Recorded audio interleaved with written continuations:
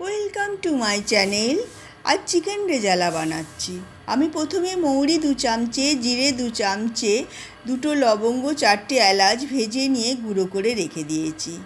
চিকেনটাকে ধুয়ে টক দই 2 চামচে, আদা 2 চামচে, 2 চামচে রসুন বাটা, 1 চামচে গোলমরিচের গুঁড়ো, একটু নুন আর সামান্য কেশর দিয়ে 30 মিনিট ম্যারিনেট করে রেখেছি।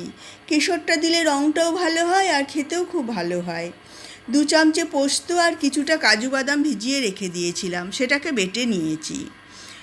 এবার কড়ায় সাদা তেল দিয়েছি, তার মধ্যে 1 চামচে ঘি দিয়েছি। তার মধ্যে 4টে শুকনো লঙ্কা, গরম মশলা দিয়েছি, দালচিনি, লবঙ্গ, এলাচ, একটা বড় এলাচও দিয়েছি, দিয়ে একটু ভেজে নিয়েছি।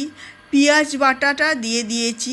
ভেজে জলটা যখন শুকনো হয়ে এসেছে তখন রসুন বাটা 1 চামচে, আদা বাটা 1 চামচে দিয়েছি, ভালো করে ভেজে নিয়েছি। এবারে চিকেনের টুকরোগুলো সব দিয়ে কষে নিয়েছি কিছুক্ষণ। 1 চামচে নুন আর একটু মিষ্টি দিয়েছি। নুন আমি আগেই দিয়েছিলাম, তাই এখন একটু কম দিয়েছি। তারপর পরিমাণ মতন জল দিয়ে ঢাকা দিয়ে দিয়েছি 20 মিনিট। তারপর জলটা একটু টেনে গেছে দেখে তার মধ্যে পোস্ত আর কাজু বাদাম বাটাটা দিয়ে দিয়েছি। ভাজা মশলাটা করে রেখেছিলাম সেটাও দিয়েছি।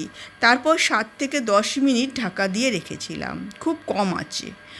নামাবার আগে কেওড়া জল 1 চামচে দিয়ে নেড়ে চেড়ে নামিয়েছি। যেমন দেখতে হয়েছে সুন্দর আর তেমন গন্ধটাও খুব ভালো বেরোচ্ছে। এটা আপনি নান, রুটি, পরোটা, ফ্রাইড রাইস সবার সাথে খেতে পারেন। পুরো দোকানের মতন খেতে হয়েছে। ভালো লাগলে লাইক আর সাবস্ক্রাইব করতে ভুলবেন না বন্ধুরা।